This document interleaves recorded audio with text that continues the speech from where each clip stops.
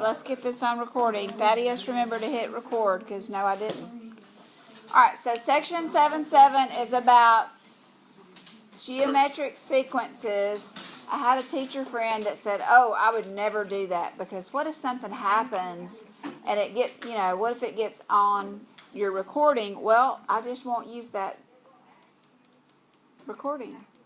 So I think it's kind of good that we can hear who's out here. So we have Thaddeus, we have Zach, we have Dax out here today, we have Tyler, we have Raphael, we have Gracie and Maddie and Frida and Ethan and Braden and y'all are on my video, and Logan and Toki with his hood on because he's just all awake today. And we got Miss Ambrosia, who's got the coolest name ever, and T, and Victoria over there who plays softball. I'm going to get to watch her play softball this year. What position do you play, Victoria? Third. Do you wear a mask?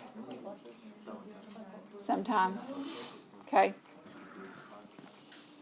Who knows how many feet from home plate that the pitcher's mound is in softball?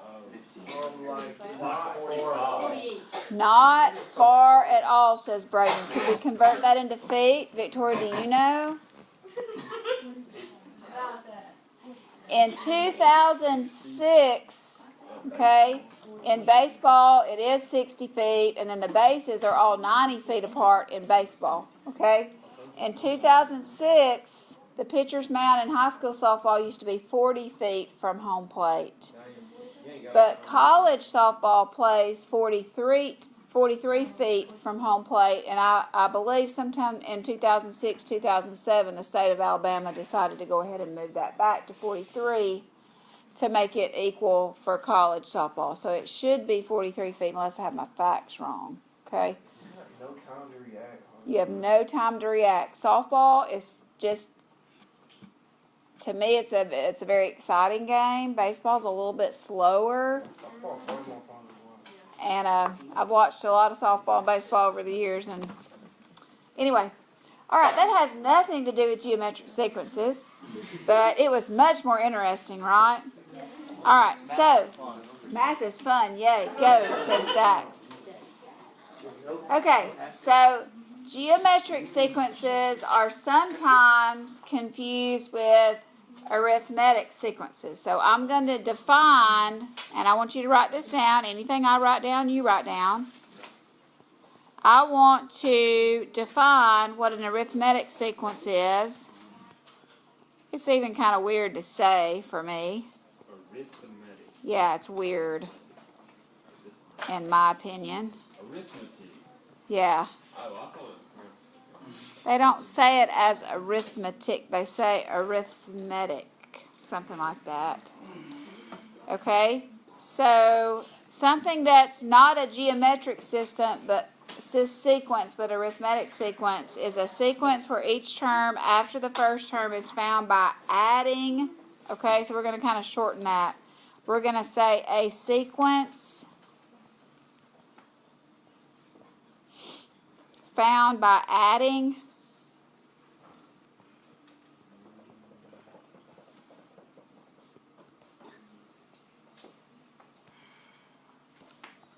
a constant number. Can I use the number symbol instead of the word number just because I'm running out of room? An arithmetic sequence is a sequence found by adding a constant number. That number could be positive or that number could be negative. And we see those all the time, like 3, 5, 7, 9. That would be arithmetic sequence. 3, 5, 7, 9. What are we adding every single time? Odd Okay, are we adding odd numbers? Think about it. I know what you're saying, but look, 3, 5, 7, 9, 11, 13. What are we adding every single time? 2. Okay, they are odd numbers, yes, absolutely. The sequence of numbers are odds, but you're adding that same number every single time. We use this when we were looking to see whether a set of ordered pairs were linear or exponential. Okay, so that's, if you're adding some constant number every single time, that's not geometric sequence, that's an arithmetic sequence. So let's define geometric. Makes you think about geometry.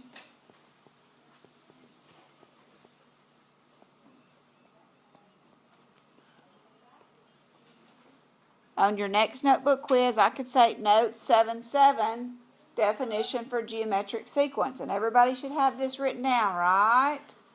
Everybody? Maybe, maybe not. A geometric sequence is a sequence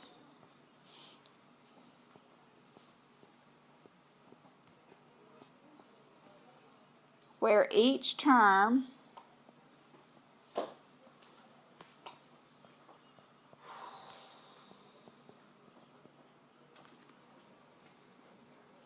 is found by multiplying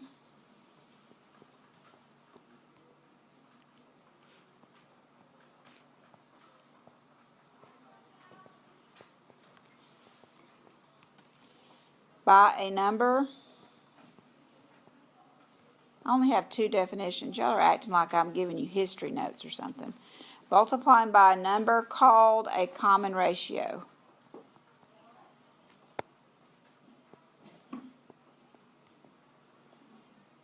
Anybody like to take notes? Kinda. Geometric sequence is a sequence where each term is found by multiplying a common number. So if I'm multiplying by 3 every single time, that 3 is called a common ratio. Okay? Alright, so example 1. Anybody still copying that definition? Alright, example 1. The first part of your homework is going to ask you whether the sequence is arithmetic or geometric. Okay, so I'm going to give you example 1. I'm going to give you a sequence, and you've got to decide whether it's an arithmetic sequence or whether it's a geometric sequence.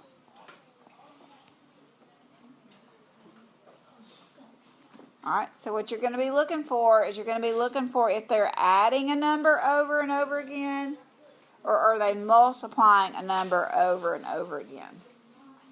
Anybody know? Can you tell? Maddie? It's geometric, and Maddie says because we're multiplying by 2. 8 times 2 is 16. 16 times 2 is 32. 32 times 2 is 64. You're not adding the same number to get all 4 of those numbers. So they're going to ask you what it is, and you're going to say geometric. And then they're going to ask you to tell me what the common ratio is.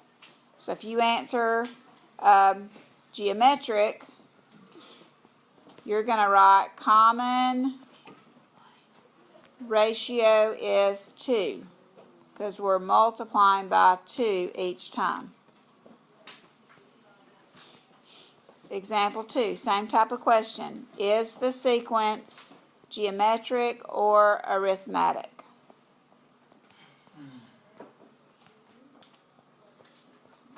"36, 12, 4, 4/3. Braden. Do we need to be writing this down too? Yes. Okay, so we know the numbers are getting smaller, right? 36, 12. So if they're getting smaller, you're either multiplying by a fraction or you're subtracting. So are you multiplying by a fraction every single time, or are you subtracting a number every single time? Maddie? You're multiplying by 1/3. 36 times 1/3 is 12. You might also be thinking of this as dividing by 3. That might make a little bit more sense. 36 divided by 3 is 12. 12 divided by 3 is 4. But dividing by 3 tells you that it is geometric, but they want to know what you're multiplying by. So it is geometric, but if you're dividing, that means you're really multiplying by a fraction. So we would say that the common ratio would be 1/3. So if you're dividing by 1/3, dividing by 3 is the same as multiplying by 1/3. Alright, let's do another one. Example 3. 5, 8, y'all know sooner or later it's not going to be geometric. 14. 5, 8, 11, and 14.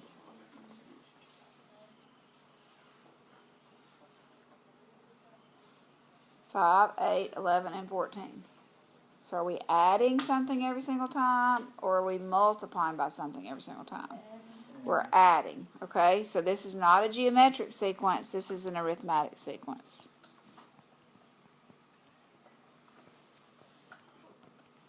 And that number that you're adding every single time, it's actually called the common difference. And we're going to say that the common difference is 3. If we were subtracting 3 every single time, then the common difference will be a negative 3. Alright, last one in this set of directions, and then we're going to change directions. So, example 4, is the sequence geometric or arithmetic? Explain why. Example 4, 10, 12, 15, and 19. Example 4, I'm going back to the top of the screen. 10, 12, 15, and 19.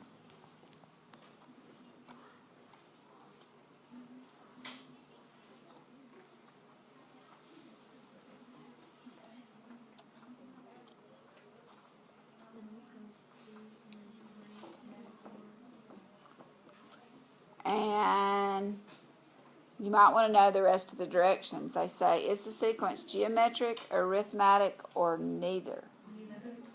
This one would be neither. Okay? What do you start off thinking it is? Arithmetic. I start out thinking we're adding 2. So 10 plus 2 is 12, but 12 plus 2 is not 15. Okay? And we're not multiplying the same thing every single time. So this would be an example of a sequence that's just neither. It's just a bunch of numbers. Okay? There's no relationship at all between the two numbers. And so what I write for neither is I just write no common ratio. So there's no common ratio and no common difference.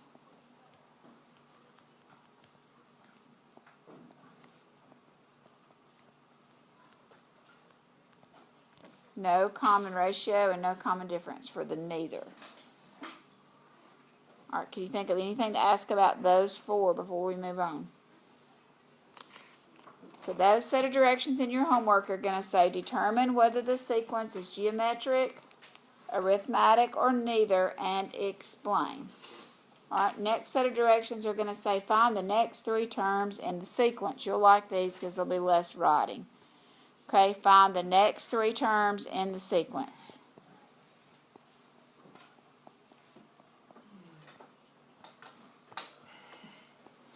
So in order to find the next 3 terms in the sequence, you've got to decide what is the pattern. So the pattern is either going to be geometric or arithmetic. And then you're going to take that pattern and you're going to continue it to find the next 3 terms. So find the next 3 terms in the sequence will be your directions. We're on example number 5. And so if they give you these 3 numbers,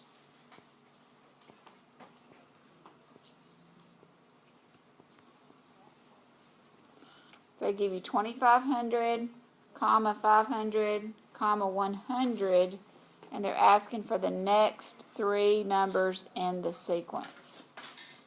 In your mind, you're thinking, is this geometric or is this arithmetic?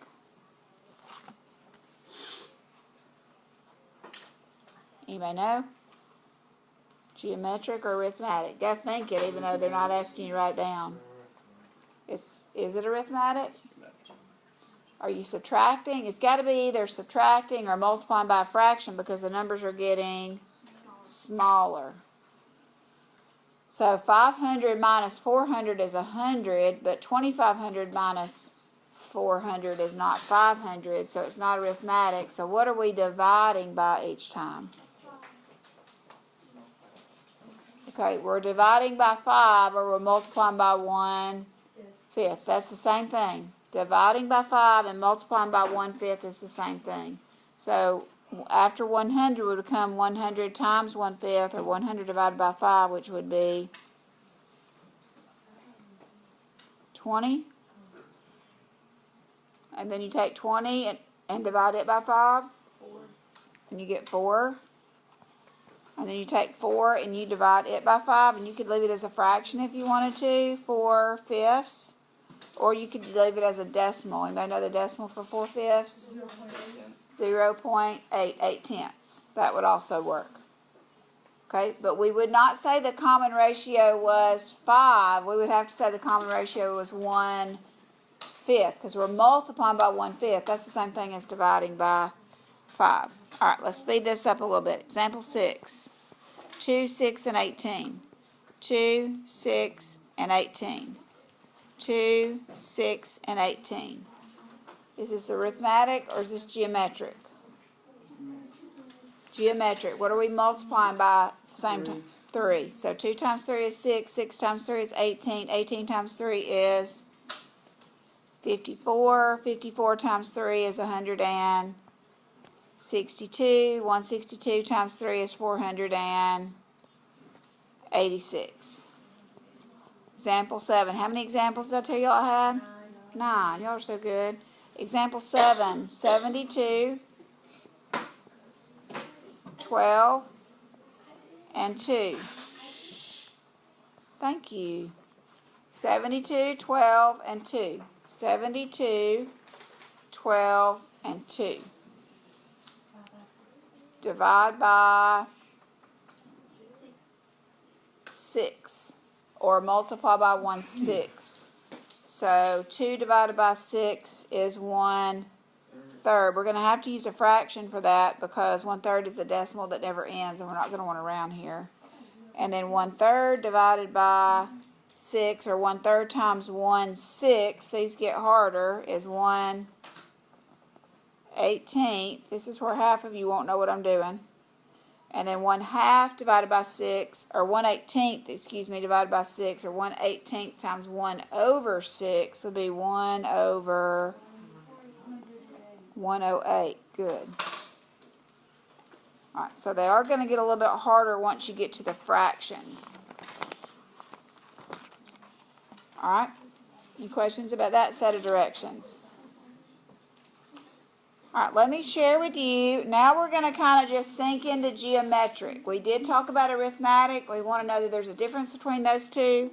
Let's go into geometric because this is what this section is about. So we have a formula for a geometric series, and I need you to write it down. It looks extremely complicated. Maybe not for some of you, but I would say compared to what we've been looking at, it's a little bit complicated. Does anybody know what the little letters that are lower than everything else are called? It starts with an S. A subscript. So the N and the 1 are called subscripts, and the N that's up there with a -1 is an exponent. But the little numbers that are lower than the other numbers, those are called subscripts, and they're read A sub N equals A sub 1 times R to the N minus 1. And we call this the geometric sequence formula. The geometric sequence formula. And you don't have to memorize this. This will be one of those formulas I give you. You're just going to have to know how to use it. So let's talk about the parts of the formula. Okay, A sub N, and I'm saying sub, S-U-B, for subscript. A sub N stands for the nth degree. So that might be that they're asking you for the 10th degree of your sequence, or the 10th term of your sequence, or the 5th term, or the 20th term. Okay, A sub 1 represents the first. Let's say, let's change that to term. I don't like that word degree. Let's change it to term. The nth term. A sub n equals the nth term. A sub 1 equals the first term. R, y'all want to guess what R is? We've been talking about it. We have been talking about rate, but today in these notes, what have we been talking about that starts with the letter R?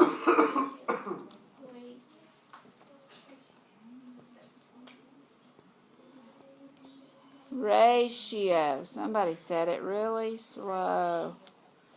And n is the number of terms. Hey guys, y'all have arrived to high school math if you hadn't figured it out.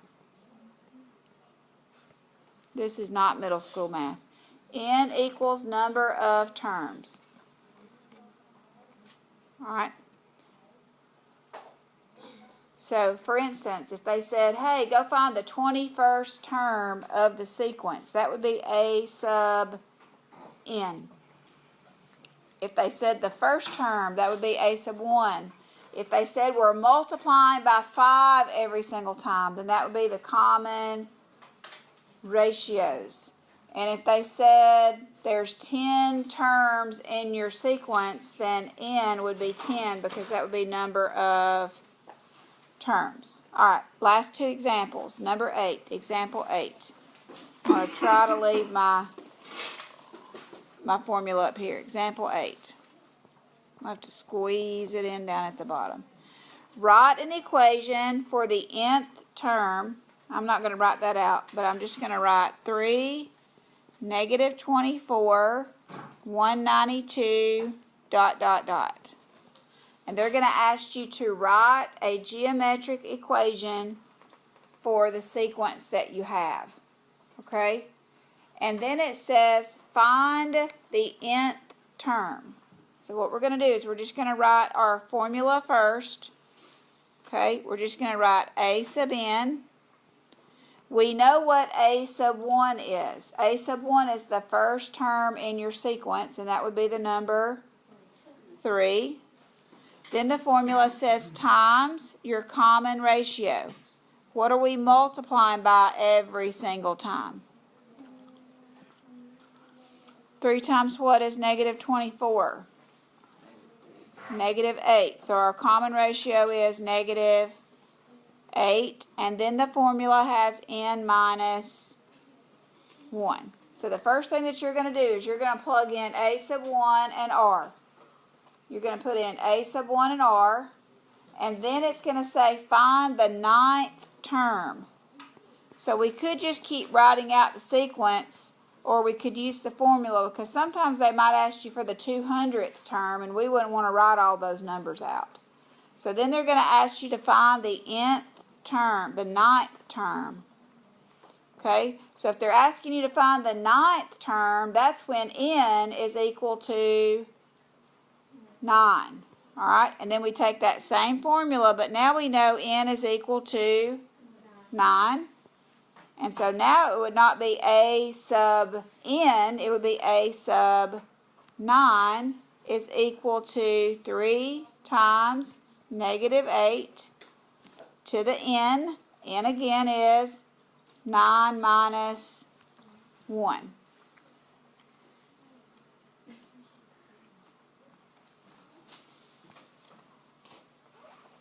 So that's going to be 3 times negative 8 to the 8th power, because 9 minus 1 is 8. And then you'll pick up your calculator and you'll do 3 times parentheses. Make it look just like the problem. 3 times parentheses, negative 8, power key 8. Negative 8, power key 8. And somebody tell me what you're getting.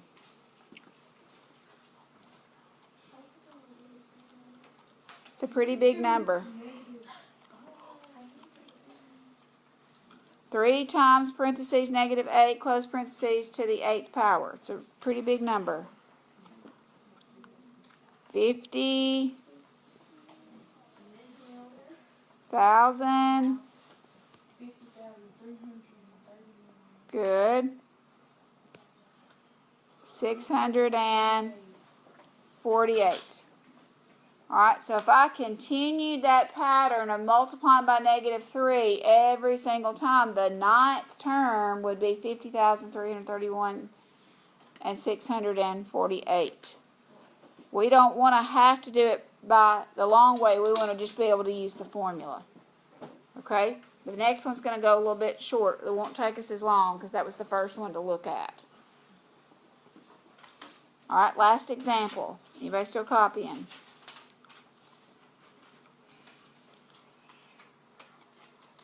All right, last example, example 9. Here's another sequence. These are all going to be geometric. In this section, they'll all be geometric. So we've got 20, comma, negative 10, comma, 5, dot, dot, dot. And they're going to ask you to find the 7th term.